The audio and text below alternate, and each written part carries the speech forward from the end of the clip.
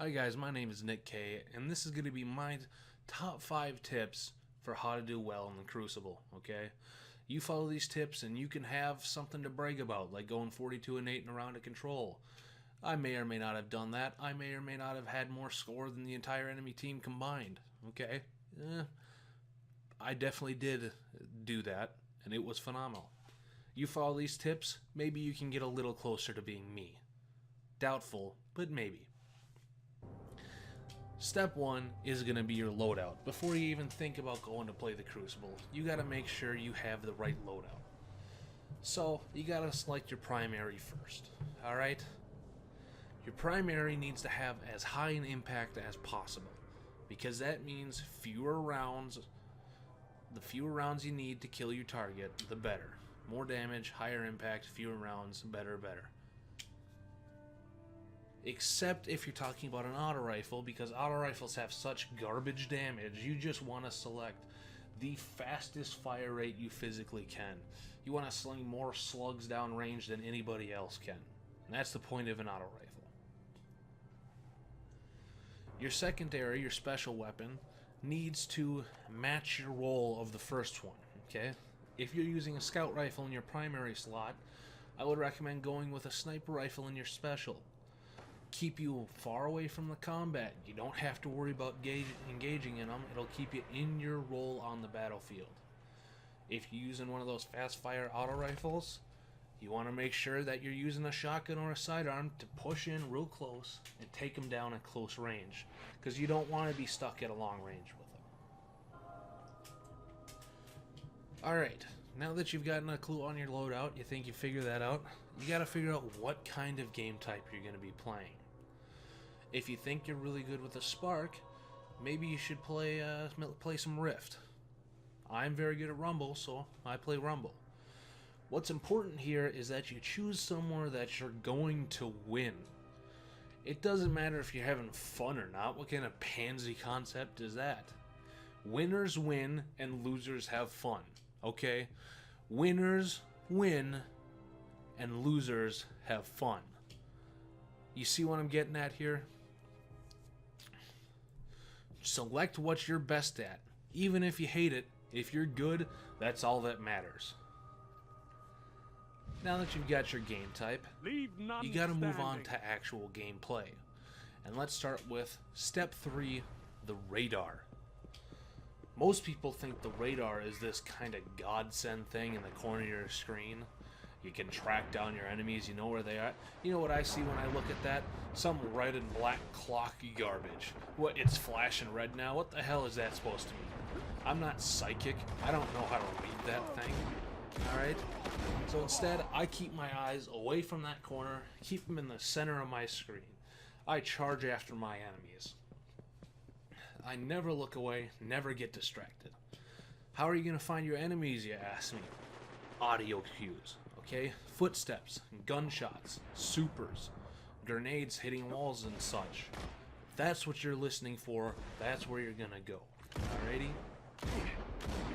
Now, step 4 here is your ammunition, your magazine size, and your reserves. Your magazine, most people get into battle, they think, oh, I fired 2 bursts of my pulse rifle, I better reload. I don't know why, that seems pointless to me, and here's what you're going to do instead. You're going to wait till the very last second. Wait until that ammo bar is flashing red in the corner, alright? Don't look down there, just assume you've shot enough ammo that that's flashing red. Remember, keep your eyes in the center of the screen. You don't want to fire a burst out of your pulse rifle and then reload, because now you're out of the battle for 3 seconds. What if somebody shows up? What are you going to do? Just look at them? No, you keep that ammo, you keep that magazine in there for as long as you can so that you never have to worry about getting the drop on. Alright, then you move to your reserves, okay? Obviously, your special ammo doesn't have much, well, it doesn't have much ammo. So, you're going to have to refresh that ammo at some point. Or do you? I personally don't. Ever, alright? Picking up that special ammo box is a waste of time.